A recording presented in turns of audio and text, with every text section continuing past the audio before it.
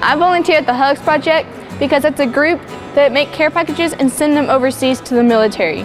I'm 14 years old and I can't go overseas and walk in the desert in 120-degree weather all day. I can't dig a foxhole or drive a Humvee. And I can't carry 120 pounds on my back to fight for our freedom. But there's one thing I can do to help our military. I can make care packages and send them overseas to show we care and support our troops. So come on in, I want to show you around. And this is our packing room. So what are you guys doing? We're members of Delta Sigma Theta Sorority Incorporated. It's a public service sorority, and we try to help the community as much as possible, and helping troops that give up their time and their lives to help us is awesome, so we're happy to help. That is a great reason, and these troops will be really happy to get these boxes and knowing that you guys gave your time to send them something that they love. Since the Hugs Project has started, we have sent out 400 tons of care packages. Each week, the post office comes by and picks up the care packages that we have ready to send overseas. We send out 8,000 boxes a year, and it just keeps growing. Each package is stuffed full of items the soldiers can't get over there. Things like tuna, Girl Scout cookies, books, magazines, beef stick, eye drops, toothbrushes, toothpaste, pillows. We pack as much as we can in our boxes. We also send over homemade items like homemade cookies, knitted hats, survival bracelets, and what's called hugs. The soldiers can stick this around their neck and it will cool them off for hours when they're in the desert, reducing their body temperature by 5 degrees.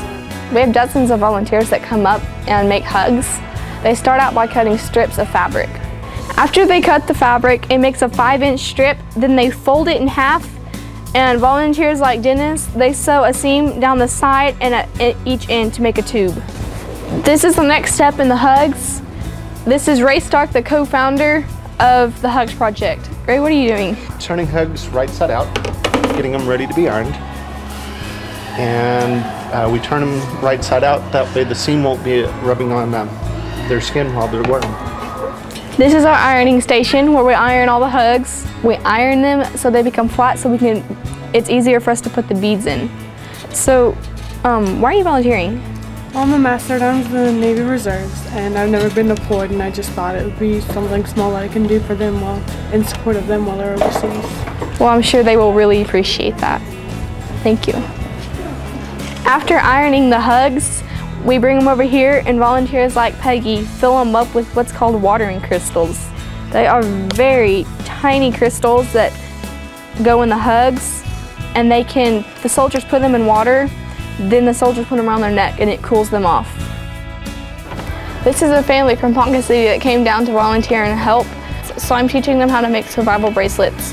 Because we send out a survival bracelet in each box, so we always need plenty of survival bracelets ready on hand. You can open up the paracord, and each one has 7 strands inside, and each individual one holds 35 pounds. In case of an emergency, our troops can take them apart and use them to secure a shelter, make a fire bow, or lash something to their backpacks. We send out 80 to 100 survival bracelets a week. This is Kevin, one of our wounded soldiers, and right now he's making survival bracelets as part of his therapy. Kevin, why is this so important to you? Well, since I can't be fighting for my country right now, this is something I can do to help.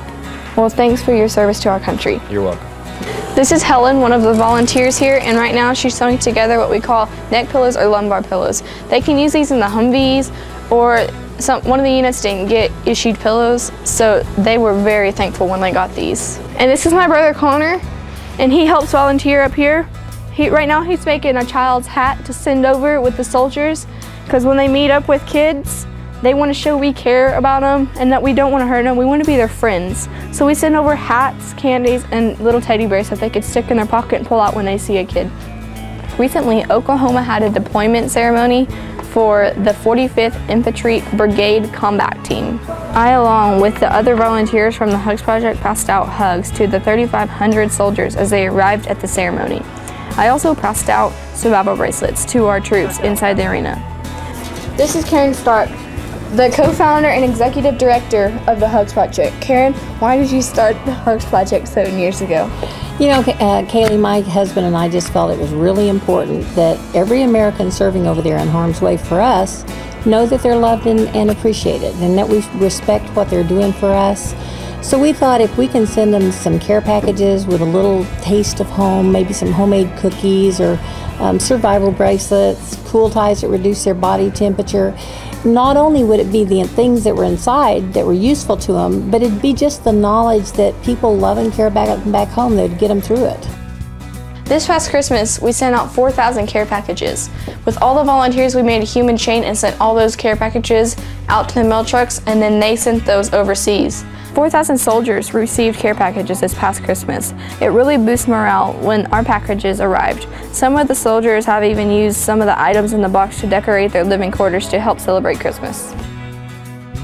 So even though I can't join the military, I did something by sending care packages overseas to the military men and women fighting for our freedom.